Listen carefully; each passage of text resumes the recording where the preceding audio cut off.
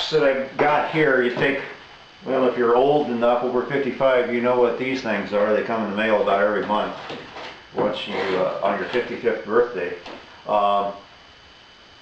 Pretty happy with this hull so far. It's fit pretty good. The fitting is how close you come to the line when you're taking your little low angle plane, when you're shaping the edges after we cut them out down to our scarf line, or not scarf, but our lofted lines.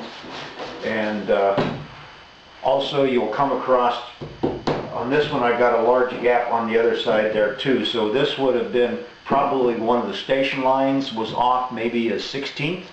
And so when when we lofted it up with our batten, it was off just a hair between the arc length of this panel and that panel, and we got a little bit of gap in here, which my AARP card shows me. And we'll just fill that up because I still got a nice angle here where the wood should have been just a hair longer on both sides. But other than that, this hull is fit pretty good. And use the good painter's tape because it'll come up easier over time, depending how many days it's going to be before you pull this up again, or before you get around to it. It's gotten cold again. We have a tropical heat wave last week, and it's just beautiful out. And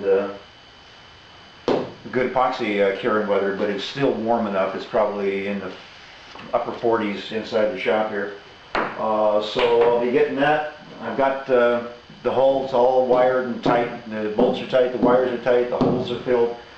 So now I'll flip it back over, and next thing on the agenda, I think I said on the other, I was going to put the rails on first, but I'm not. I'm going to go ahead and wet out the seams, pre-soak the seams, gel magic, and probably fill it with tape before I put the rails on, in order for me not to pull any of these seams apart now that they have the right hull arcs and symmetry.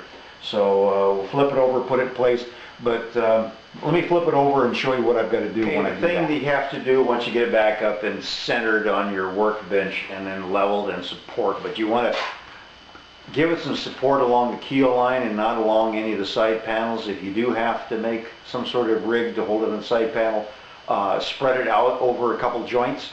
What I've done was I had a 1x6 with a couple 2x2s on the end, spread it about 12 inches apart, well, it's probably about 10 inches apart on the stern keel line to keep it from moving side to side. And on the edge of the 2x2s, I put a couple pieces of scrap 1/4 inch plywood to spread the load out. But the other thing you have to do is to add some lines. Let me reset up here. I add a couple lines from the corners, the two stern corners, up to the bow on both sides. And I measure from each one of those corners up to the bow here. Yeah.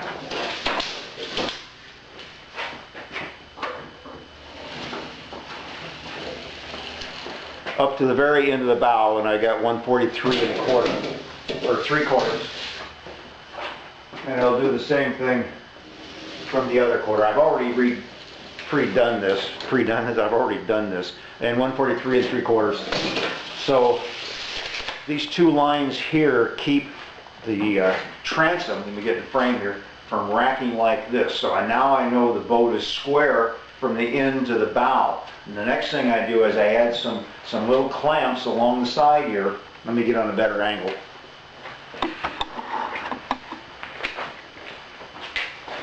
I add some little screw clamps I have here, and then I got on the ends of my cross supports on my workbench. I've got some old fencing staples, just used staples, jammed into the sides, and they stick out about a 1/2 inch to put the cord through.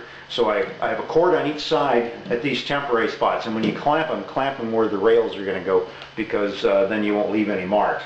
And then I've got my 4-foot level on here, and I'm level here.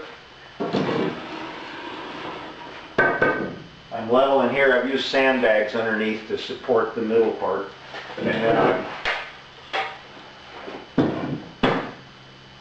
I'm level back there. So now the hull is square. It's level from side to side. So I know that when I seal the seams and the Gel Magic all the seams and then fillet everything, mainly for the wetting out and the edges, pre-soaking them, and then the Gel Magic to make certain that the edges are not going to move. So then I'll remove the wires and the bolts, and then I'll level the boat again, make certain it's square again, and then I'll fillet it and tape it.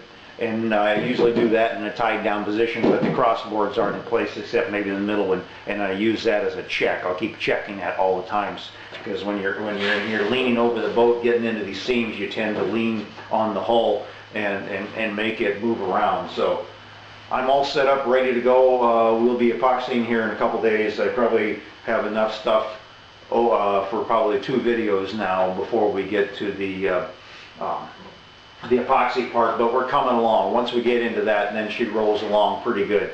I got my rail material upstairs. I've got a whole bunch of 5/8 by 3 or by 5/8 by 1 inch Marante pre-cut rails. I paid the extra for that. So I've got them 16 footers, so I can build several boats now. And I want to build a 16-foot version of this as a sailing boat with seats and the whole thing inside. So that'll be a couple years from now. So let's go ahead and end this, and then we'll come back and epoxy it.